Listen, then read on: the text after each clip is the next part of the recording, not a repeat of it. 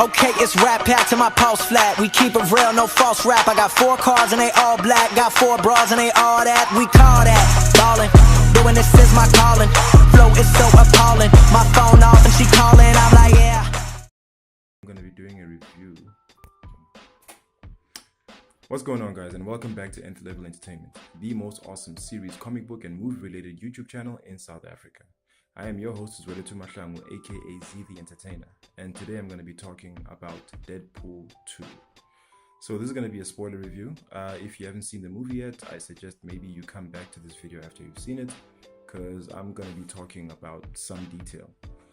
Maybe not everything in the movie, but enough to spoil it for you. So anyway, this obviously is the sequel to the original DeadPool movie, which was a smash hit when it came out. I believe Ryan Reynolds actually made a lot of effort to finance the project himself first time around, and rumors would have it that the same thing happened this time around as well. This time the movie was directed by the same guy who directed John Wick. I just forget his name right now. It's David Luke or something like that. It's a hard name to pronounce. And it was written and produced partly by Ryan Reynolds himself as well. And so it was a dope movie. I enjoyed it. I had a lot of fun in the cinema watching it.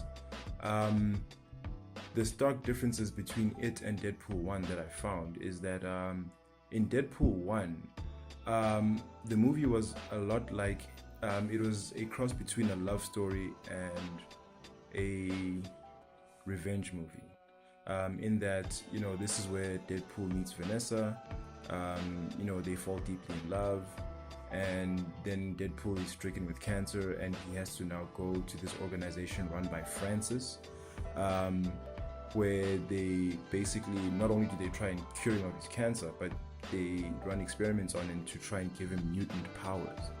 So the experiment causes the cancer to like get full blown, and he's permanently scarred for life, but he gets superpowers.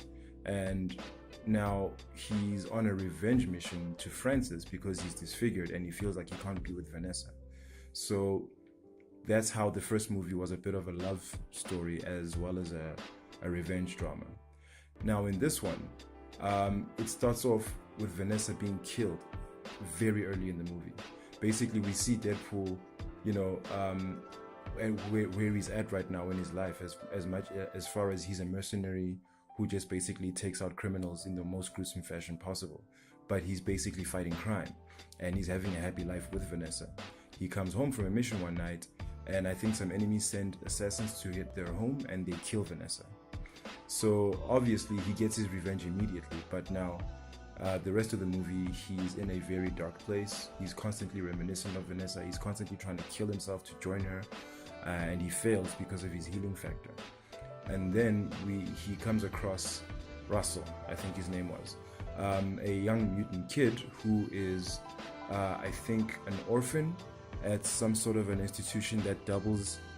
I think the front is that it's an orphanage, but it's actually an institution where they experiment on mutants, and Russell was, like, you know, highly abused at the hands of these people that run the institution.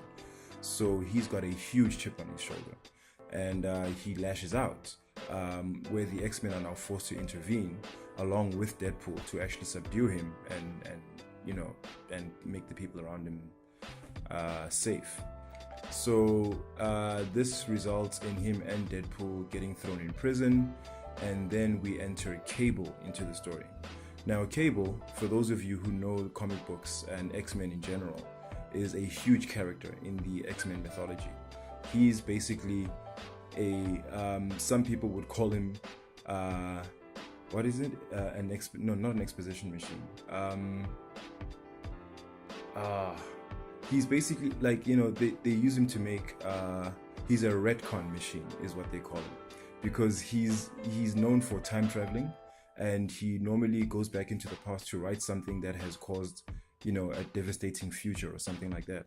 So in this case, he comes back in time to try and take out Russell, because in the future Russell becomes a big-time supervillain, and he also kills Cable's family.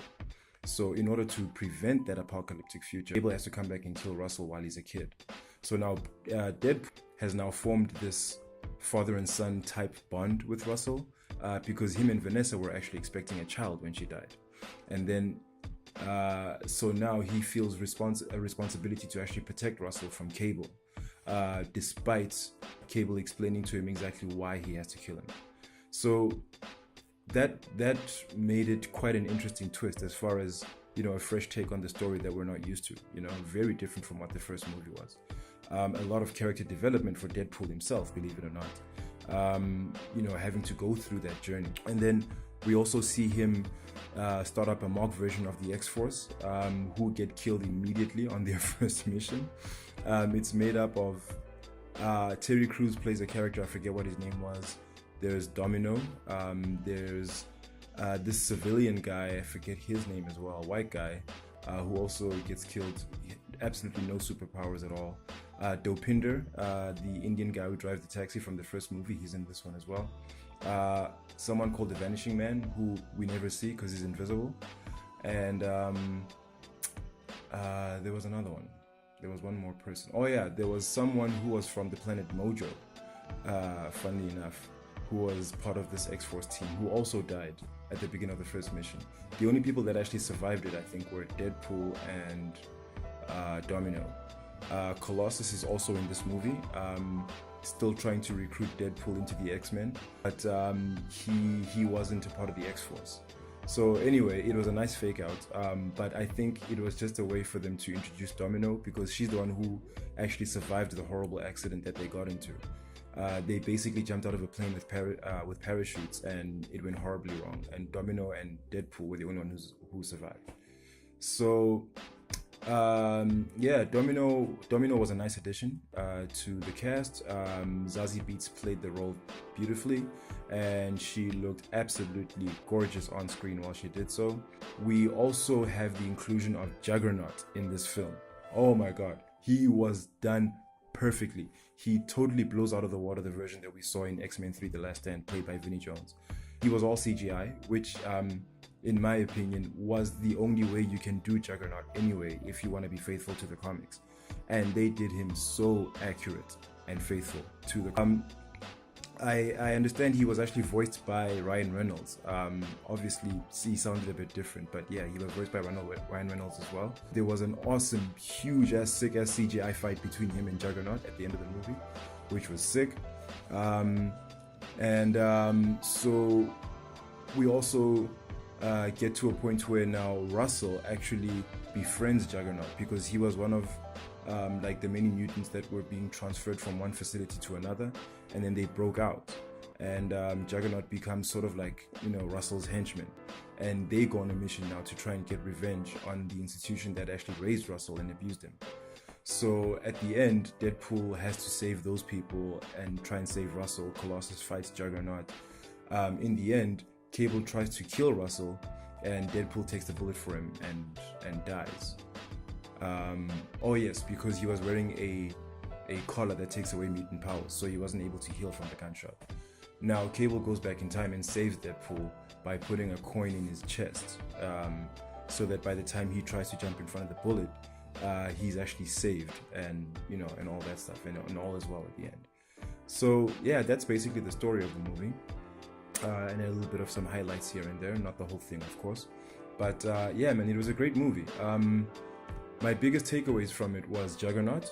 It was awesome to see a version of Juggernaut like that. You know, Deadpool continues to outshine the main continuity X-Men movies, even though it sometimes plays like more of a parody of you know, the comic book world, but it always, in so many ways, it comes out the better movie, you know, because of the attention to detail they pay. I mean, Colossus, even the first movie, was the best version of Colossus I've ever seen in live action, and they did it again with Juggernaut this time around. So that was pretty cool. The action sequences in general were pretty awesome. You know, Deadpool was, as usual, pulling off some sick ass martial arts, but in my personal opinion, nothing tops that first scene where he drops in on those guys in the SUV and absolutely whoops their ass inside the car and eventually causes it to topple and all that, and he takes the rest of them out on the highway. That action sequence was the best Deadpool scene in both movies, as far as I'm concerned. That one will never be topped. But yeah, Deadpool 2 was good.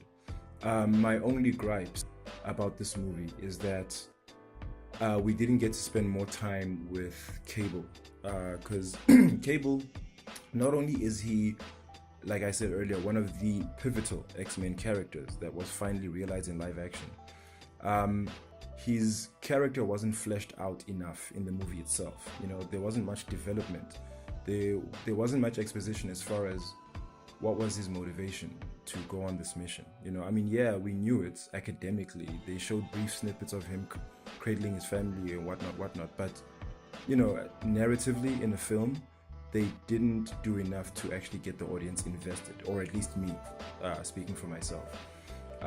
So that's my only negative about this movie. Other than that, yeah, man, it was a fantastic time at the theater. If you are gonna see it, I recommend going to see it at the theater. So the rating I'll give it is 8 out of 10. It only loses the 2 points based on the character development that I feel was missing from Cable. Other than that, yeah, I give it an 8 out of 10. So I don't know, post your comments down below. You let me know what you thought of the movie if you've seen it. If you liked this review, please click on the thumbs up icon and leave us a like.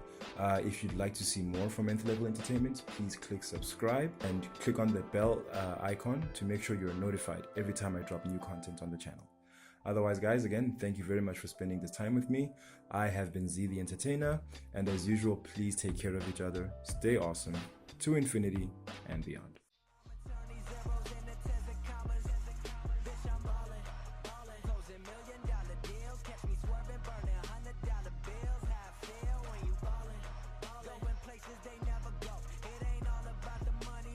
Hey guys, thanks a lot. If you want to see some more from us, click here or click here.